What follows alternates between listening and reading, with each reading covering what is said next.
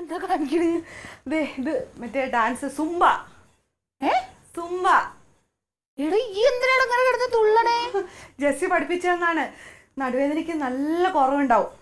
പിന്നെ നടുവേദനയ്ക്ക് വല്ല തൈലം പിന്നെ പൊറ്റി വെക്കണ്ടേ? ഇനിയിപ്പോ ഡാൻസ് കളിക്കാണ്. അമ്മ തന്നെ എത്ര തൈലം ഞാൻ ഇട്ടു, എന്തെങ്കിലും കുറവുണ്ടായോ? പക്ഷെ ഉണ്ടല്ലോ, ഇത് ഞാനിങ്ങനെ ചെയ്തിട്ട് എനിക്കൊരു ഭയങ്കര എനർജി.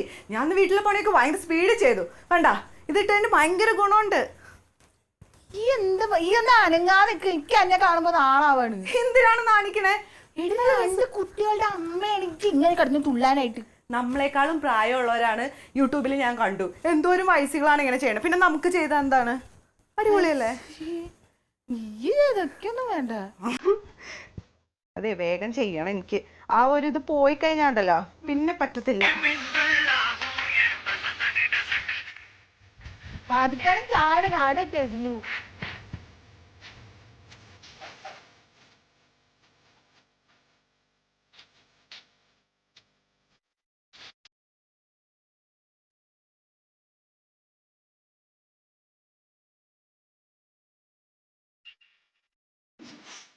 അല്ല പോയില്ലേ?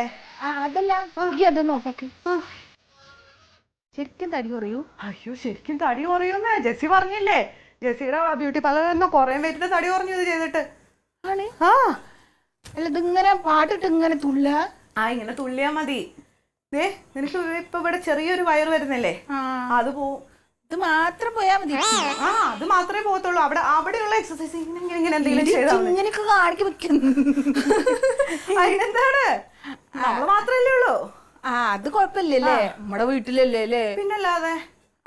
അപ്പൊ ഈ പാട്ടൊക്കെ എവിടെ നിന്ന് കിട്ടു? പാട്ടൊക്കെ നമുക്ക് യൂട്യൂബിൽ കിട്ടണം. ഡൗൺലോഡ് ചെയ്തിട്ടാ മതി. ലിന്റെ മൊബൈലിൽ മാപ്പിള പാട്ടൊക്കെ ഉണ്ട്, അത് മതി. മാപ്പിളപ്പാടാ, അതായാലും മതി. ഒരു താളം കിട്ടിയാ മതി. പഠിപ്പിച്ചേ എളുപ്പമുള്ളതാണ്. ജെസ്സി എനിക്ക് ഭയങ്കര എളുപ്പമുള്ള. ഞാൻ ഇച്ചിരി എനിക്കൊന്നും മനസ്സിലാവണ്ടായിരുന്നില്ല. അവൾ എനിക്ക് എളുപ്പമുള്ള സ്റ്റെപ്പാ പഠിപ്പിച്ചത്. ആദ്യം ഒരു എന്തോ വാമസ് എന്തോ പറഞ്ഞു. അതായത് ജസ്റ്റ് നമ്മുടെ ബോഡി ഇങ്ങനെ ഇങ്ങനെ അല്ലേ, പിന്നെ ഇങ്ങനെ പിടിച്ചിട്ട് ഇങ്ങനെ പോകുന്നത്. അതൊക്കെ